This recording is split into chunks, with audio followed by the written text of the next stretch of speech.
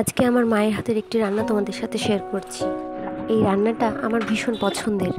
আমি এবং আমার মেয়ে দুজনেই আমরা ভীষণ ভালোবাসি এই রান্নাটা। এটার নাম হচ্ছে পিপুল। আমরা পিপুলের শাক বলে এটাকে চিনি। তোমরা কী নামে চেনো আমাকে একটু জানিও প্লিজ। এই রান্নাটা করতে ভীষণ সহজ।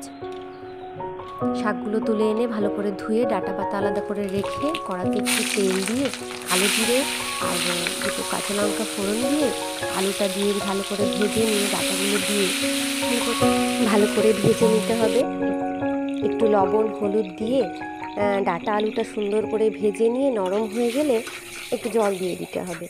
জলটা ভালো করে ফুটে আসলে যখন আলুটা ডাঁটাটা নরম হয়ে যাবে, তরকারিটা হয়ে আসবে, তখনই দিয়ে দিতে হবে আগে থেকে ধুয়ে ভালো করে পরিষ্কার করে রাখা পাতাগুলি ভালো করে কেটে দিয়ে দিতে হবে। দিয়ে নামিয়ে নিতে হবে। নামিয়ে নিয়েই হয়ে গেল।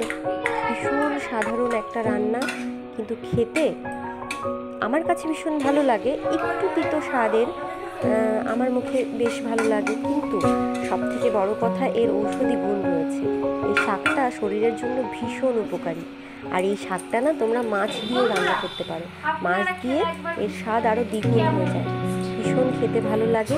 একবার ট্রাই করে দেখতে পারো যদি এই শাকটা তোমরা পাও।